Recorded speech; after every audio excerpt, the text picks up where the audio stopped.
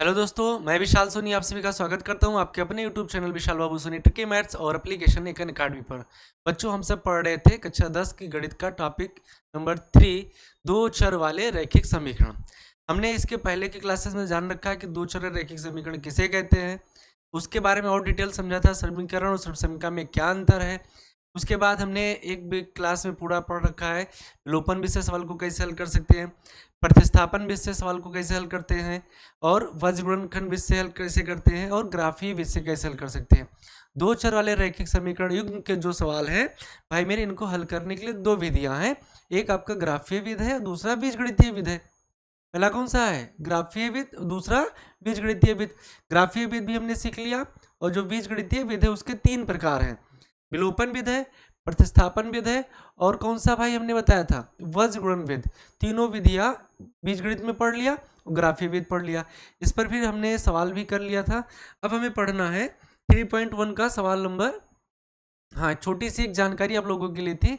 जो बच्चे online class पढ़ना चाह रहे हैं क्लास 9 से 12 तक, कक्षा 9 से 12 तक, मैथ्स जिनका कमज़ोर है, मैथ्स में अच्छे अंक नहीं आ रहे हैं या मैथ्स में डाउट ज़्यादा निकल रहे हैं, तो हमारा बैच ज्वाइन कर सकते हैं। कक्षा 9 से 12 तक के बच्चों के लिए ये क्लास अवेलेबल है मैथ्स की। और ये क्लास आपको मिलेगी कहाँ भाई?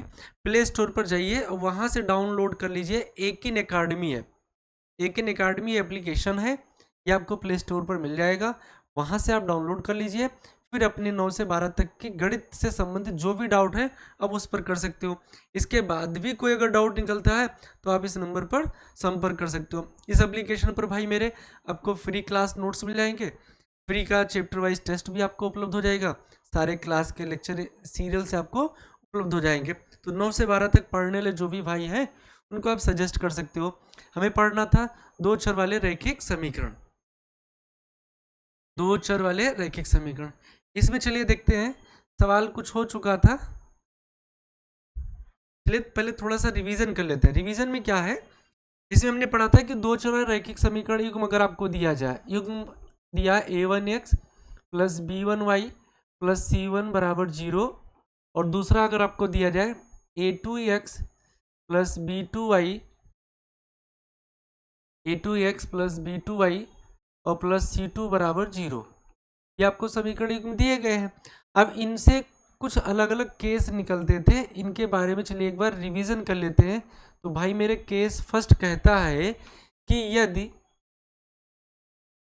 a1 बटे a2 बराबर ना हो किसके? b1 बटे b2 के, यानी दोनों समीकरणों में x के गुणांकों का अनुपात बराबर ना हो किसके? y के गुणांकों के अनुपात के, तब तब कह सकते हैं कि जो समीकरण युग्म है, तब समीकरण युग्म संगत युग्म कहलाते हैं। संगत है, समीकरण युग्म क्या है? संगत युग्म है। समीकरण युग्म कैसे है भाई मेरे? संगत युग्म है पहला। दूसरा इसमें बनेगा इन समीकरण युग्मों से, इन समीकरण युग्मों से बनने वाली रेखाएं, बनने वाली रेखाएं प्रतिच्छेदी होती हैं, प्रतिच्छेदी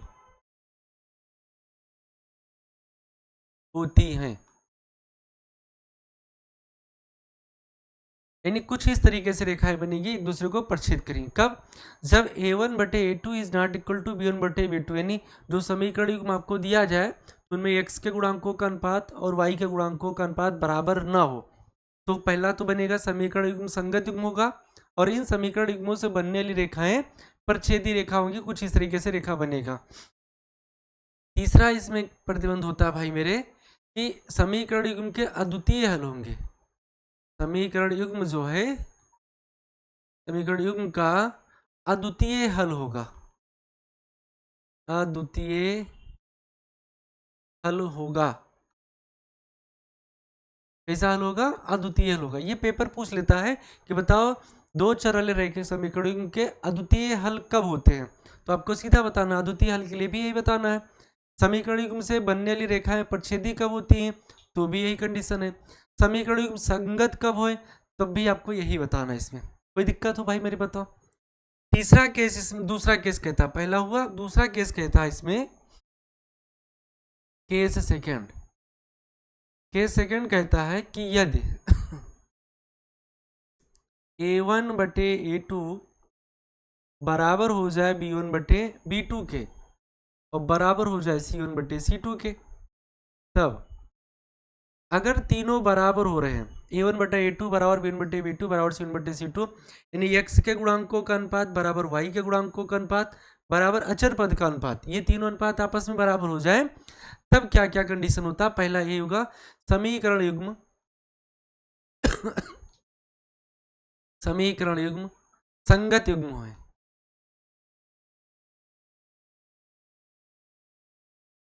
समीकरण युग्म कैसे है? संगत युग्म है। दूसरा भाई मेरे हो जाएगा कि इन समीकरण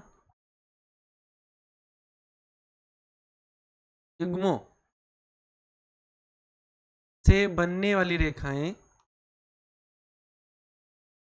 बनने वाली रेखाएं संपाती होंगी। अब संपाती रेखा क्या है? ये सारी चीजें हम पढ़ चुके हैं। संपाती रेखा का मतलब, ये पहला समीकरण है, इससे मान लीजिए इसका अगर रेखा निरूपित किया है तो ये बना, दूसरे वाले समीकरण से भी जो रेखा बने वो इसी के ऊपर आवे, यानी पहली वाली रेखा को ढक ले पूरी तरह से, तो ये संपाती रेखा कहलाती है। कौन सी रेखा कहलाती है भाई मेरे? संपाती रेखा। तीसरा होगा कि इन समीकरण युग्म, तीसरा होगा समीकरण युग्म के अपरिमित रूप से अनेक हल होंगे। कैसे हल होंगे भाई मेरे? अनेक हल होंगे।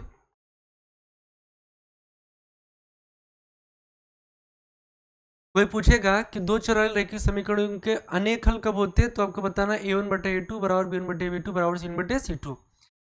इन समीकरण युग्मों से बनने वाली रेखाएं संपाती कब होती है? तो भी आपको ये कंडीशन बताना है, a1/a2 बराबर b1/b2 बराबर c1/c2।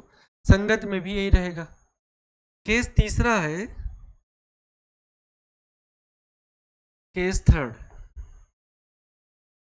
केस थर्ड भाई मेरे कहता है कि यदि a1/a2 बराबर तो हो b1/b2 के, a1/a2 बराबर तो है b1/b2 के, लेकिन c1/c2 के बराबर ना हो, तब अब क्या होगा फिर? तब समीकरण युग्म असंगत युग्म कहलाएंगे। असंगत युग्म।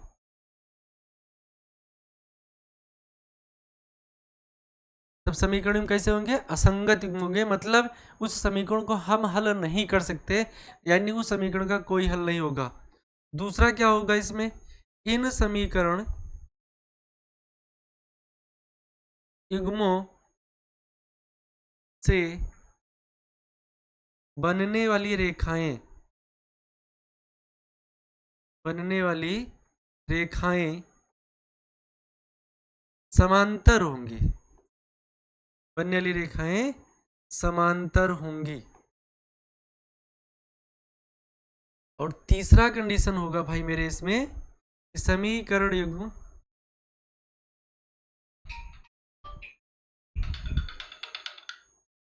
समीकरण युग्म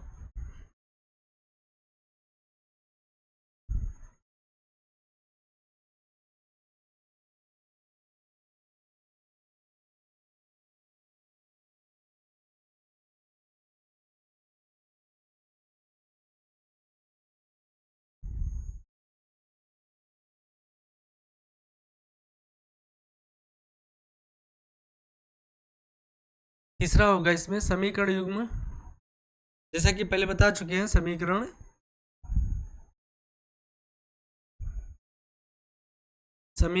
युग्म के कोई हल नहीं होंगे।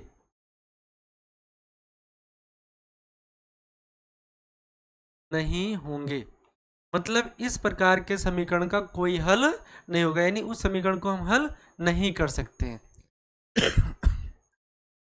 ये कुछ बातें थी इसमें। अगर आपको दो चार रेखीय समीकरण दिया है तो भाई मेरे पहला केस याद रखिएगा कि a1 बटे a2 is not equal to b1 बटे b2। तब समीकरण युग्म संगत युग्म होगा। इन समीकरण युग्मों से बनने वाली रेखाएं परछेदी होंगी और समीकरण युग्म का अद्वितीय हल होगा। दूसरा a1 बटे a2 बराबर b1 बटे b2 बराबर c1 बटे c2 है, तो समीकरण युग्म के भी संगत युग्म होंगे यहाँ भी। और इन समीकरण युग्मों से बनने वाली रेखाएं संपाती होंगे। संपाती का मतलब जब एक रेखा दूसरी रेखा को पूरी तरह से ढक ले। तीसरा कंडीशन इसमें होगा समीकरण के अपरिमित रूप से अनेक हल होंगे, अनेक हल होंगे इसमें। और a1 बटे a2 बराबर b1 बटे b2 is not equal to c1 बटे c2 है, तब समीकरण के असंगत युग्म होंगे और इन युग्मों से बनने वाली जो रेखाएं होंगी कैसी होंगी, समांतर होंगी और समीकरण युग्म का कोई हल नहीं होगा। ये आपको अच्छे से पता होना चाहिए भाई। अब सवाल देखते हैं भाई इस पर। सवाल जो है ये वाला सवाल कर ही चुके थे, समांतर है संपाती है। इसके बाद में संगत असंगत भी देख लिया गया था कल की क्लास में। ये चौथा सवाल है। चौथा सवाल कह रहा है कि समीकरण युग्म में कौन से युग्म संगत है कि असंगत है। अगर संगत है तो ग्राफीय विश्लेषण करें। अगर संगत है तो ग्राफीय विश्लेषण करना है। तो अभी तुरंत हमने सीखा है कि समीकरण युग्म संगत कब होते हैं और असंगत कब होते हैं। देखो संगत युग्म कब कब हुए, पहले वाले कंडीशन में संगत युग्म हुआ और दूसरे वाले युग्म में भी संगत युग्म हुआ और तीसरे में क्या हुआ, असंगत हुआ। तो सबसे पहले संगत या असंगत निकालना, तो ये अनुपात निकालना पड़ेगा। अगर पहले वाले में तो भी संगत है, दूसरे वाले में तो भी संगत, तो तीसरा वाला बना तो असंगत होगा। तो अपने सवाल पर अगर चला जाए तो सवाल नंबर था 4, 3 तक पढ़ चुके थे भाई मेरे। अभ्यास 3.1 के 3 सवाल पढ़ चुके हैं, चौथा सवाल आज की क्लास में पढ़ना है। सवाल गौर से देखो। तो यहाँ निम्नरेखिक समीकरण युग्म में कौन से युग्म संगत है या असंगत है बताना है, फिर संगत है तो उन्हें ग्राफीय विश्लेषण करना। तो सबसे पहले आप लिखोगे हल।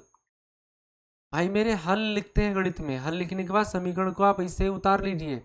x प्लस वाई, ये +5 इधर जाएगा -5 बराबर 0। फिर ये बन गया आपका समीकरण 1, ठीक है। इसके बाद दूसरा समीकरण उतार लीजिए, 2x प्लस 2y, ये प्लस का 10 है, इसको पक्षांतर करेंगे माइनस का 10 होगा बराबर 0। इसको इस तरीके से इसलिए लिखे हैं क्योंकि मानक समीकरण में दायां पक्ष 0 होना चाहिए। मानक समीकरण में दायां पक्ष क्या होना चाहिए, 0। तो इसको मानक समीकरण में पहले हमने लिख लिया। अब लिखेंगे समीकरण 1 की तुलना, समीकरण 1 की तुलना a1x plus b1y plus c1 बराबर 0 तथा समीकरण 2 की तुलना, समीकरण 2 की तुलना a2x प्लस b2y और प्लस c2 बराबर 0 से करने पर, यानी तुलना कर लेते हैं पहले इसमें।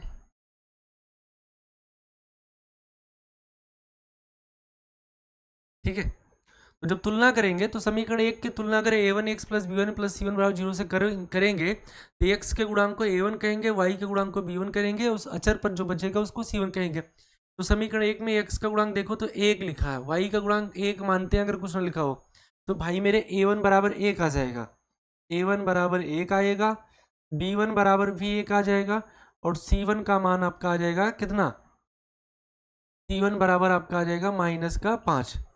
तो a1 b1 c1, समीकरण 2 की जब तुलना इससे करेंगे तो a2 का मान 2 आएगा, a2 बराबर 2, b2 बराबर भी 2 आएगा और c2 का मान आपका -10 आ जाएगा। ये आपका होगा a1 b1 और c1, a1 b1 और c1। अब a1 b1 c1 निकाल ही लिए। अब अनुपात निकालेंगे, लिखेंगे इसलिए, क्या लिखेंगे, इसलिए ये लिख दो या फिर अब लिख दो। अब क्या करना है, आपको निकालना है a1/a2। तो जब a1/a2 निकालोगे तो a1 का मान 1 है, a2 का मान 2 है, तो a1/a2 आपका 1/2 आ गया। फिर आप निकालोगे b1/b2, तो b1 का मान 1 है, b2 का मान 2 है। तो देखो ये दोनों वैल्यू बराबर आ गए, a1/a2 बराबर b1/b2। अगर ये दोनों बराबर आ गए तो c1/c2 अनिवार्य है निकालना।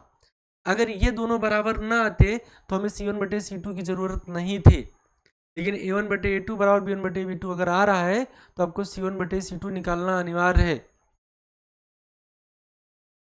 तथा c1/c2 बराबर, अब c1/c2 अगर निकालो तो c1 का मान है -5 और c2 का मान है -10। सरल करेंगे तो 5 एकम 5, 5 दूनी 10। तो भाई मेरे c1/c2 भी कुछ इसी तरीके से उत्तर दे रहा है 1/2।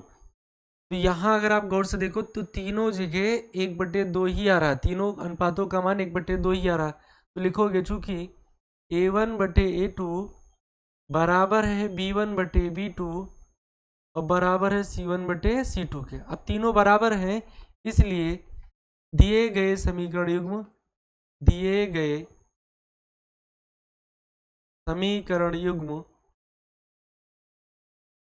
संगत युग्म है, संगत है। दिए गए समीकरण युग्म कैसे हैं? संगत है। चूंकि अभी हमने सीखा था संगत युग्म कब कब होते हैं। जी, समीकरण कब कब होते हैं? जब a1/a2 is not equal to b1/b2 हो, या तीनों बराबर। तो अपने वाले सवाल में तीनों बराबर आ रहे हैं तो समीकरण संगत है। अब समीकरण संगत हो गए तो सवाल कह रहा था अगर समीकरण संगत है तो उन्हें ग्राफीय विधि से हल करो। अब इन दोनों समीकरणों को भाई मेरे ग्राफीय विधि से हल करना है, तो ग्राफीय विधि से हल करने के लिए तरीका भी आपको सिखा चुके हैं।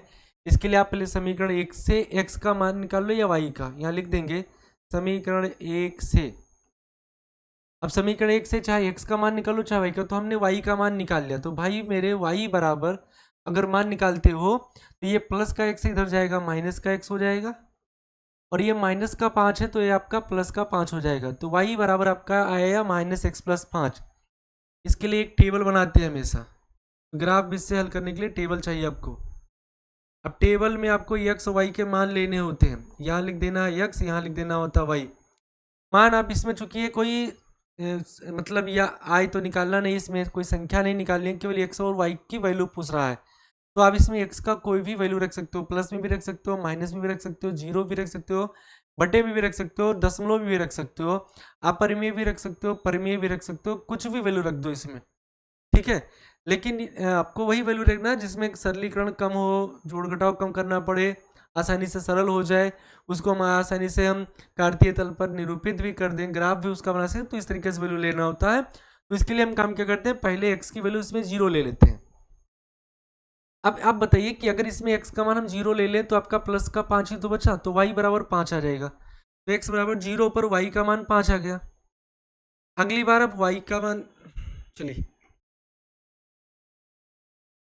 एक बार x का मान 0 ले लिया, फिर ठीक है, इसके बाद अगर x का मान हम 1 ले लेते हैं, भाई मेरे देखो x का मान अगर 1 लिया जाता है तो ये होगा माइनस का 1 और प्लस का 5, तो 5 में से 1 जाएगा तो 4 आ जाएगा, 1 पर 4 आ गया, ठीक है, 1 पर 4 आ गया। अगली बार देखा जाए x का मान, चलिए हम 2 ले लेते हैं। अगर आप x का मान 2 लेते हो तो 5 में से 2 जाएगा तो y का मान 3, यानी x पर का मान 2 तो y का मान 3, 5 में से 2 जाएगा 3 ही बचेगा। ऐसे अगली बार x का मान चलिए हम 5 ले लेते हैं, तो y का मान अगर x का मान हम यहाँ 5 ले लेते हैं तो ये प्लस का 5 और माइनस का 5 ये सरल होकर 0, तो y का मान 0 आ जाएगा। ऐसे x का मान चाहते तो आप 3 भी ले सकते थे। इसमें आप काम क्या करें, पहले 3 चलो का एडजस्ट करते हैं फिर देखते हैं इसमें।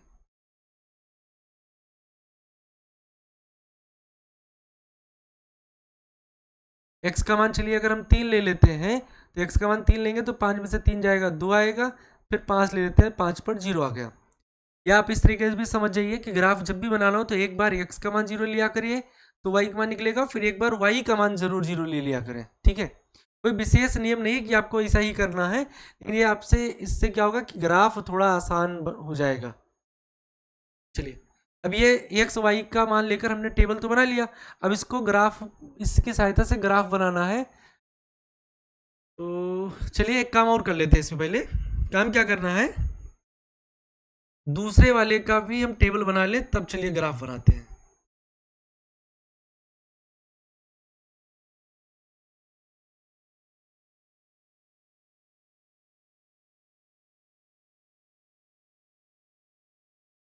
अब इसे लिख देंगे समीकरण 2 से।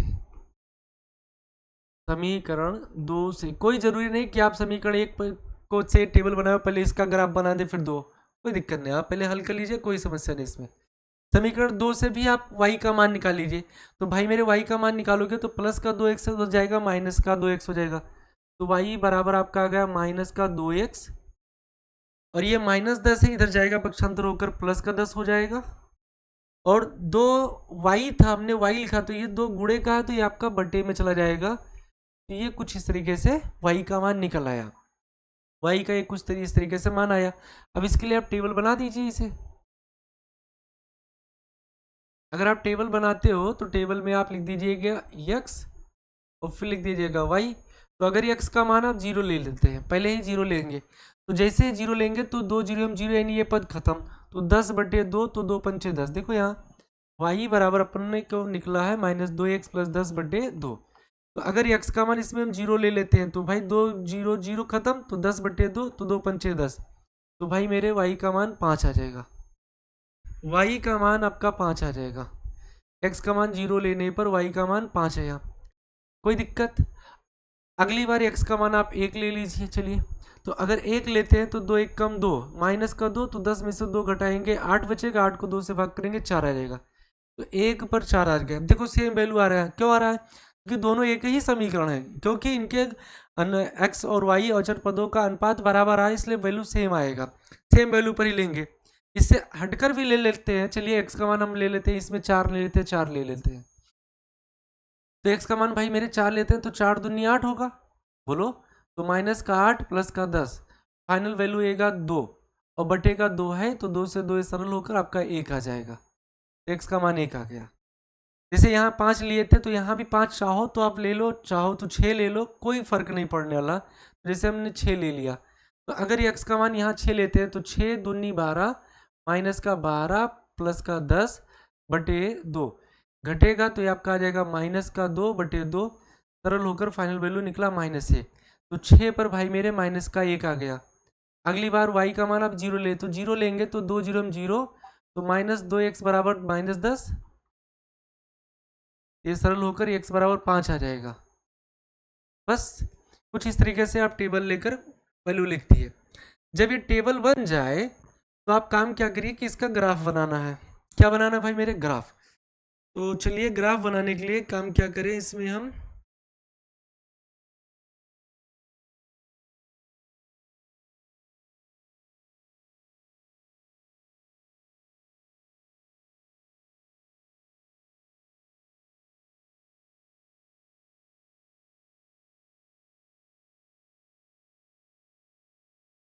सबसे पहले एक सरल रेखा खींच लेते हैं। ये कुछ इस तरीके से बनेगा, ठीक है।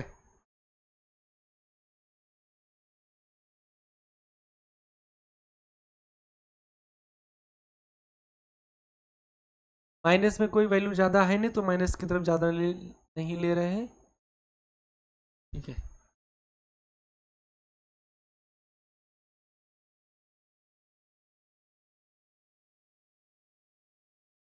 ठीक भाई मेरे,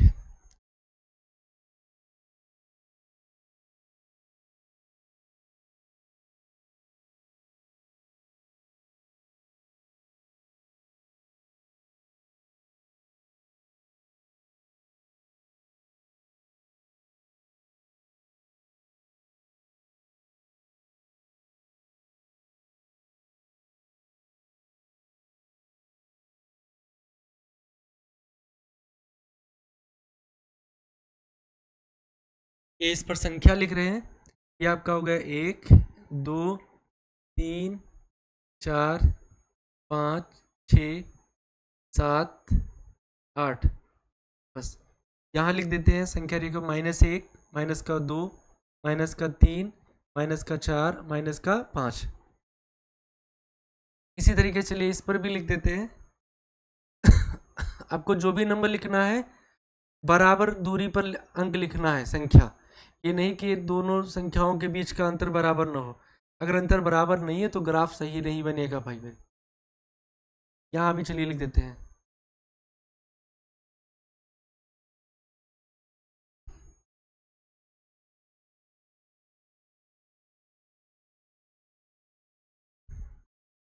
ये आपका हो जाएगा वाई अक्ष पर 1 2 3 4 5 6 7 8। इधर हो जाएगा -1 -2 -3। कुछ इस तरीके से आपको लिख देना। ये आपका वाई अक्ष, यहाँ चाहो तो 9 भी लिख सकते हो, ये 10। ये आपका हो जाएगा एक्स अक्ष और ये हो गया आपका वाई अक्ष, वाई वाई डैश और ये एक्स एक्स डैश। ये आपका मूल बिंदु हो जाएगा। तो आपको कुछ इस तरीके से बना देना। अब इन दोनों टेबल से इस पर आपको रेखाएं रेखाएं केवल बनानी है। तो रेखाएं अगर बनानी है तो काम क्या करना है, देखो भाई मेरे, जब एक्स का मान आपने 0 लिया तो ये पता है कि मूल बिंदु पर एक्स वाई दोनों 0 होते हैं। तो एक्स का मान जब 0 लिया तो वाई का मान 5 है। तो एक्स का मान ये 0 तो वाई का मतलब 5 ये यहाँ है। तो ये पॉइंट आपका हो गया 0,5। ये पॉइंट हो गया आपका कुछ 0,5। फिर एक्स का मान 1 है तो वाई का मान 4 है। तो जब एक्स का मान 1 है तो भाई मेरे ये वाई का मान ये 4 कुछ इस तरीके से आया। ठीक, एक्स का मान 1 है तो वाई का मान 4 है। एक्स का मान 2 है तो वाई का मान 3 है। जब 2 लिया गया था तो कुछ इस तरीके से जाएगा। तो यहाँ पर आएगा 3।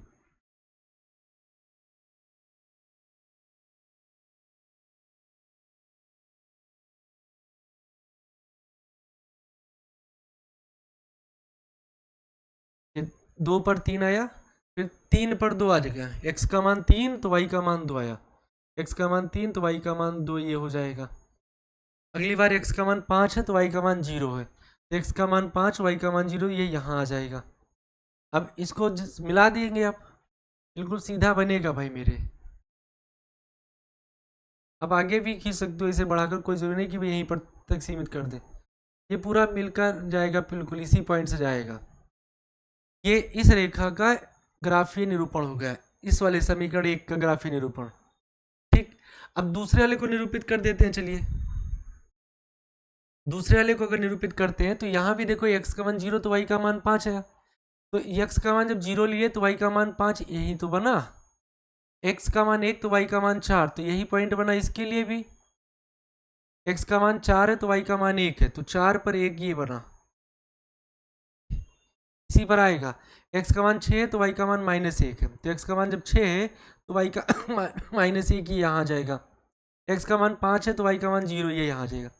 तो येलो कलर से जो बना है रेखा या पॉइंट बना है वो समीकरण 1 के लिए है। ग्रीन कलर से जो दिख रहा है वो समीकरण 2 के लिए है। इसको जब आप मिलाओगे तो ये भी कुछ इसी तरीके से बनेगा। इसको पूरी तरह से ढक कर चलेगा। ये इसको पूरी तरह से ढककर चलेगा, चूंकि शुरुआत में ही पता चल गया था कि इसमें सभी गुणांक बराबर हैं। और जब गुणांक बराबर होते हैं तो वहां पर रेखाएं संपाती बनती हैं। रेखाएं कैसी बनती हैं भाई मेरे, संपाती बनती है। ये इनका ग्राफीय निरूपण हो गया। क्या कोई दिक्कत, कोई समस्या, कोई परेशानी है? उम्मीद कर रहे हैं आपको सारी बातें समझ में आ गई होंगी। बस ये तो कह रहा था ग्राफीय विधि से हल करें, ये इसका हल हो गया। कोई दिक्कत, कोई परेशानी हो तो बताओ आप। ठीक है, अगले सवाल की तरफ बढ़े हम। तो अगला सवाल में भी यही है, चौथे का दूसरा।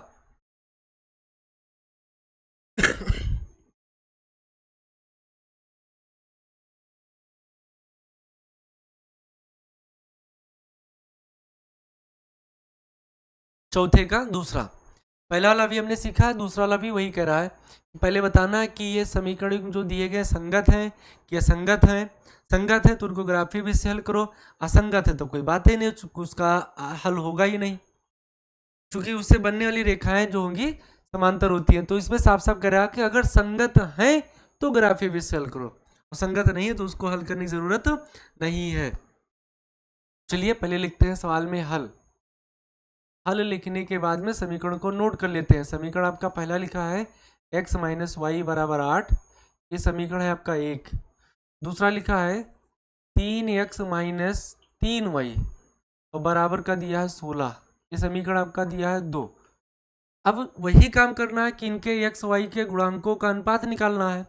तो गुणांकों का अनुपात निकालने के लिए आपको यही पूरी लैंग्वेज लिखना होता है कि समीकरण एक की तुलना इससे करने पर, दो तुलना करने पर A1 B1 C1 आएगा, फिर A1 बटे A2 निकालेंगे। तो ये सारी चीज़ें आपको वही चीज़ कॉपी पेस्ट कर देनी है। क्या करना है, क्या लिखना है, लिखा करिएगा भाई। इससे थोड़ा आपका जो हल होता है अन्य बच्चों की अपेक्षा अलग होता है, ताकि जो कॉपी चेक करने वाला टीचर हो वो आपको ये ना सोचे कि भाई यहाँ पर इसका नंबर काटा जा सकता है। उसको लगे ही ना कि कहीं पर विश्वास ही ना हो, कि यहाँ पर उसको लगे ही ना कि यहाँ पर इसका नंबर हम काट सकते हैं। तो आप पूरा स्टेप बाय स्टेप पूरा सवाल को हल किया करें। क्या लिखोगे, समीकरण एक की तुलना, समीकरण एक की तुलना A1x plus B1y plus C1 बराबर 0 तथा समीकरण दो की तुलना, समीकरण दो की तुलना A2x plus B2y plus C2 बराबर 0 से करने पर। अगर आप तुलना करते हो तो अब तो मान निकालना आप समझ गए होंगे। भाई सवाल नंबर एक में भी यही काम करना था, दो में भी यही करना था, तीन में भी यही करना है और चार में भी वही करना है।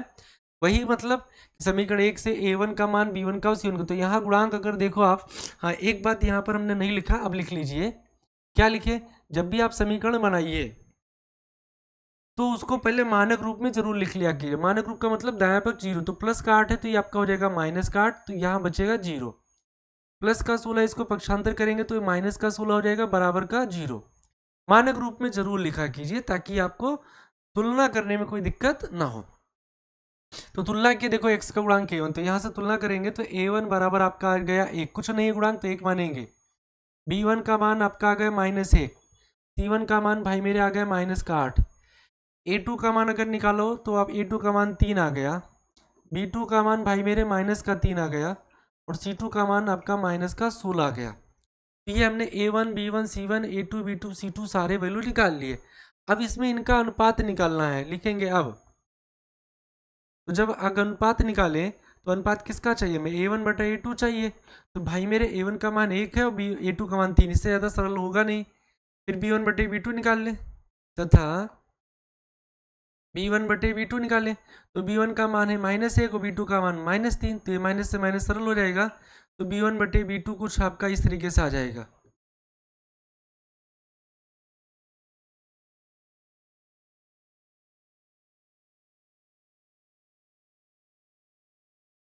B1 बटे B2 ये आपका कुछ इस तरीके से माना जाएगा कि B1 बटे B2 बराबर भी 1/3 आ जाएगा। A1 बटे A2 आपका 1/3 है, B1 बटे B2 भी आपका 1/3 है। और अब C1 बटे C2 निकाल लें, चूंकि ये दोनों बराबर आ गए। अभी हमने आपको क्या सिखाया था कि जब A1 बटे A2 का मान B1 बटे B2 के बराबर आ जाए तो वहाँ C1 बटे C2 निकालना अनिवार्य है। अगर बराबर ना हो तो आपको निकालने की ज़रूरत नहीं है। तो यहाँ दोनों वैल्यू बराबर आ गए, A1 बटे A2 और B1 बटे B2 बराबर आ रहा है। तो यहाँ पर आपको C1 बटे C2 का मान निकालना अनिवार्य है। लिखोगे C1 बटे C2 बराबर, और C1 बटे C2, तो C1 का मतलब है -8 और C2 का मतलब है -16, माइनस से माइनस सरल हो जाएगा, 8 एक कम 8, 8 दूनी 16। तो C1 बटे C2 का मान भाई मेरे कुछ इस तरीके से आ जाएगा 1/2। ये गजब का काम बन गया। इसमें क्या है कि A1 बटे A2 जो है B1 बटे B2 के बराबर तो आ गया, लेकिन C1 बटे C2 के बराबर नहीं है। देखो A1 बटे A2 बराबर तो है B1 बटे B2 के, देखो इसका मान भी 1/3 आया था, लेकिन भाई मेरे C1 बटे C2 के बराबर नहीं है, चूंकि C1 बटे C2 का मान 1/2 आया। तो ये इस कंडीशन जब बनता है तो वहां पर लिखा जाता है समीकरण का कोई हल नहीं है, उससे बनने वाली रेखाएं समांतर होंगी तथा समीकरण युग्म जो होगा वो असंगत युग्म कहलाएगा। ये देखो A1 बटे A2 बराबर B1 बटे B2, लेकिन C1 बटे C2 के बराबर ना हो तो समीकरण युग्म क्या होते हैं, असंगत युग्म है। तो अगर असंगत युग्म है तो आपको हल करने की जरूरत नहीं है।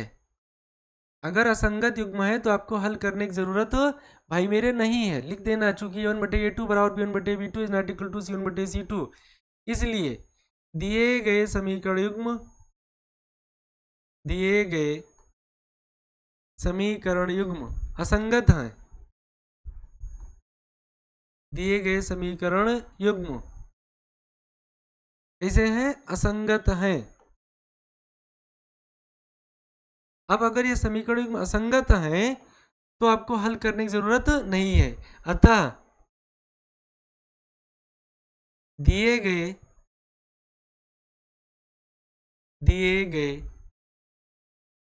समीकरण युग्मों से बनने वाली रेखाएं,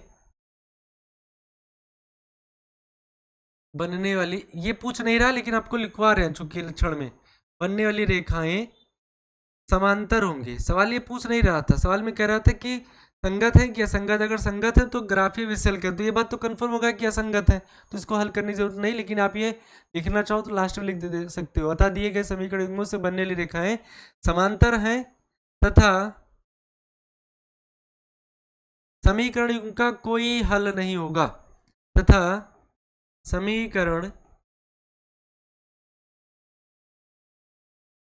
युग्म का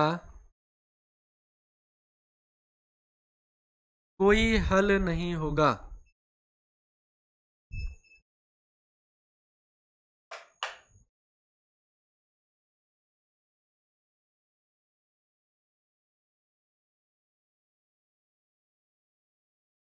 कोई हल